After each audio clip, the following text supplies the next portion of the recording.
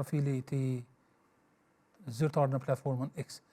Mund ta ketë bërë këtë për shkak të presioneve të brendshme apo po bën ndonjë manovër për tu tërhequr nga ky plan?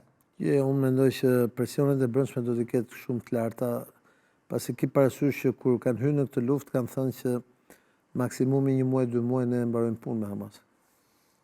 Dhe tani nesër kemi Sot është dita e fundit e 2 vjeçarit.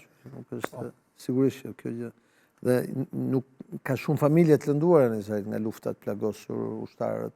Ekonomia izraelite, izolimi ndërkombëtar janë shumë faktorë. Nuk kam mësuar izraelitët të jetojnë keq.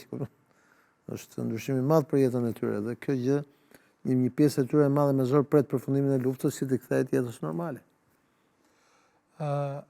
Kulla, Presidenti Trump disa herë foli për se nëse ky plan nuk pranohet nga Hamasi që pasojat do të jenë shumë të mëdha. Por cilat mund të jenë pasojat nëse nuk pranohet eventualisht apo fillon të pengohet nga Netanyahu dhe qeveria e tij? Mund të ketë pasoja për Izraelin? Sigurisht. Ki parasysh në kontekst të? Ki parasysh në shkretirën e Negevit ndodhen 3 sisteme TAD që mbrojnë Izraelin nga raketat iraniane që lëshohen nga Jemeni. Dhe kur filloi lufta që u zgjerua fronti edhe me Libanin edhe me Iranin, besoj të kujtohet që amerikanët sollën 2 luftanijet e mëdha atje, por unë nuk mendoj që kjo gjë do të ndodhë pasi Izraelit i duhet aleanca afatgjat me SBA-t, aq më tepër kur në këtë moment Izraeli ndodhet i izoluar nga pjesa më e madhe e vendet Bashkimit Evropian dhe e botës perëndimore. Presidenti Trump, Kanadaja, Australia ka njohur pavarësinë e Palestinës dhe shumë vende evropiane. Britania e Madhe, Franca.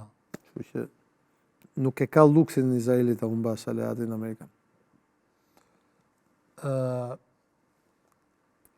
E pat kërkesën e presidentit Trump drejtuar kryeministrit Israelit Netanyahu që t'i kërkonte falje Dohas dhe të mos e përsëriste më tej asnjëherë një sulm të tillë ndaj Dohas? Sigurisht.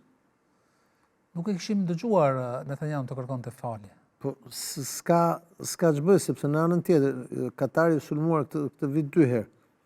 Një herë sulmuar nga Irani dhe gjithë e dënuan Iranin, besoj të kujtohet.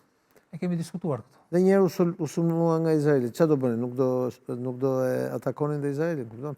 Kështu që sigurisht presidenti Trump nuk do të humbasë. Nga Izraelit ishin shumë të vogla. Presidenti Trump nuk do të humbasë aleatët e vet, është normale kjo. Në aspektin